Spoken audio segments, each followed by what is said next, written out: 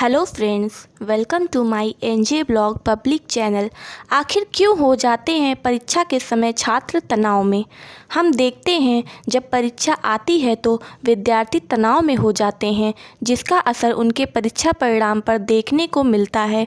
कुछ छात्र ऐसे भी होते हैं जो पूरे पढ़ाई परीक्षा वर्ष नहीं करते और परीक्षा के समय दिमाग पर ज़्यादा जोर डालते हैं, जिससे उनके दिमाग पर असर पड़ता है। कई बार तो सब्जेक्ट या टॉपिक को तैयार करने के बाद भी परीक्षा हॉल में बैठने से पहले घबरा जाते हैं।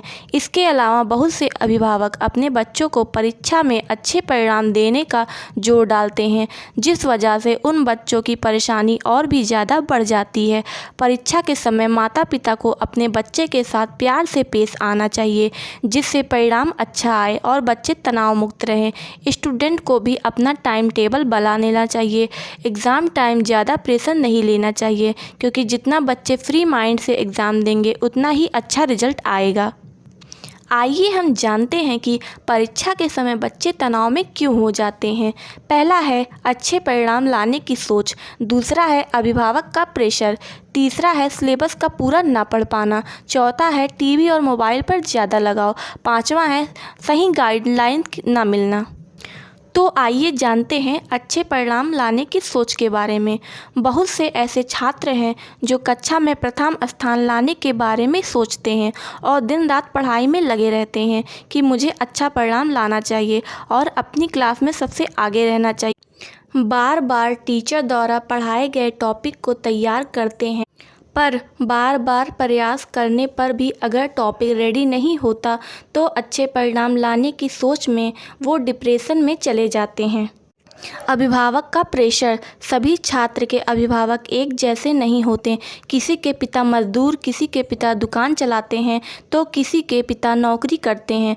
कुछ छात्रों के दिमाग में हरदम ये बात आती रहती है कि अगर मैं फेल हो गया या कम मार्क्स आया तो घर वाले डांटेंगे या स्टडी बंद करवा देंगे। और कुछ स्टूडेंट के लिए अभिभावक से ही प्रेशर रहता है, इस बार आपको अच्छा रिजल्ट लाना है कैसे भी करके, जिससे स्टूडेंट के दिमाग में हमेशा प्रेशर बना रहता है और जो भी वो पढ़ते हैं सही तरीके से याद नहीं रहता, जिसका परिणाम उन्हें अच्छा नहीं मिल पाता है।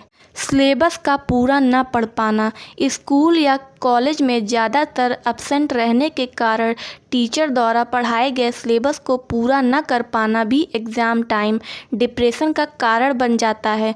बहुत से बच्चे किसी बीमारी या कहीं घूमने जाने के कारण सिलेबस मिस कर जाते हैं और उन सिलेबस को क्लियर नहीं कर पाते। इस वजह से वह परेशान रहते हैं और सिलेबस क्लियर ना होने के कारण परीक्षा के समय तनाव में हो जाते हैं। टीवी और मोबाइल से ज़्यादा लगाव, आज का युग एक तरह का इंटरनेट का युग चल रहा है, जो छोटे बच्चों से लेकर बूढ़े तक अपनी ओर खींच रहा। आज के बच्चों को मोबाइल और टीवी से ज़्यादा लगाव हो गया है। यही सब वजह है कि वह पढ़ाई पर ध्यान नहीं दे पाते। टीवी मोबाइल में की गई या देखी गई चीज़ें उनके दिमाग में चलती रहती है। ज़्यादातर बच्चे स्कूल से आते ही फ़ोन चलाना शुरू कर देते हैं और स्कूल में पढ़ाए गए सिलेबस पे नहीं ध्यान देते, और जब परीक्षा का समय आता है तो परिणाम के बारे में सोचकर डिप्रेशन में चले जाते हैं। सही गाइडलाइंस ना मिलना, बहुत से ऐसे बच्चे हैं जिनका ध्यान ना देने के कारण वह रास्ता भटक जाते हैं। बढ़ती उम्र के कारण बच्चों के दिमाग में तरह तरह की बातें आने लगती हैं, जिससे उनके दिमाग पर बुरा असर पड़ता है और पढ़ाई में मन नहीं लगता और उन्हें समझ में नहीं आता हम किस तरह से पढ़ाई करें जिसका परिणाम अच्छा आए। इसीलिए परीक्षा के समय बच्चे को सही निर्देश दें और उन्हें डिप्रेशन से दूर रखें। परीक्षा के समय बच्चों को तनाव मुक्त रखने के लिए क्या करना चाहिए? अभिभावकों को अपने बच्चों की सबसे पहले परेशानी समझनी चाहिए।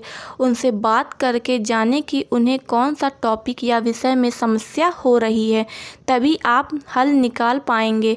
यदि आपके बच्चे बहुत ज़्यादा परीक्षा को लेकर टेंशन में है उनसे प्यार से बात करें। इस समय आप बच्चों को डांटा करेंगे तो उनके दिमाग में गलत प्रभाव पड़ेगा। बच्चों के रोल मॉडल बनें और उन्हें अपने बारे में बताएं कि कैसे आप परीक्षा क्लियर करते थे। और बच्चों को कम से कम 8 से 10 घंटे सोने दें, क्योंकि सोना बहुत ही ज़रूरी है।